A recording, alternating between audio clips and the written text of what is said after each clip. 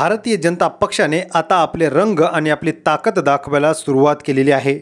शिंदे गटाला या ठिकाणी अनेक मंत्रिपदापासून डच्चू देण्यात आलेला आहे। तर शिंदे गटात गेलेल्या मंत्र्यांना भाजपच्या दबावापुढे या ठिकाणी मंत्रिमंडळामध्ये समावेश करता आलेला नाही। तर दुसरीकडे आता महत्त्वाची बातमी समोर येते।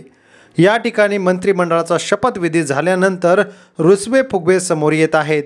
तर अनेक दिग्गज नेत्यांना धक्के बसलेले आहेत। भारतीय जनता पक्षाने महत्त्वाची खाती आपल्याकडेच ठेवलेली आहेत। 2014ला ठाकरेंची साथ घेतल्यानंतर सुद्धा ठाकरेंकडे दुय्यम स्थानाचे मंत्रिपद देण्यात आले होते।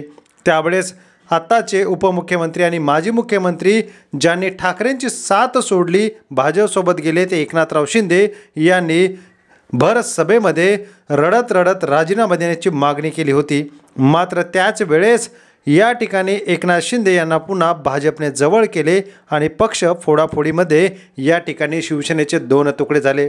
अजित पवारांचाही पक्ष शरद पवारांपासून वेगळा करून घेतला आणि या दोन्ही पक्षाच्या फोडाफोडीमुळे भारतीय जनता पक्षाने आपला डाव साध्य केला।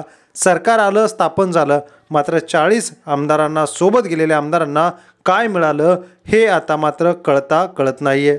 यातच महत्त्वाचं म्हणजे ज्या भारतीय जनता पक्षाच्या नेत्याचा या ठिकाणी विधानसभेला पराभव झाला, त्या नेत्याला आता प्रमोशन दिलं जात आहे आणि त्याच्या प्रमोशनाच्या पुढे भारतीय जनता पक्षाने शिंदे गटाची पुन्हा एकदा विकेट घेतलेली आहे।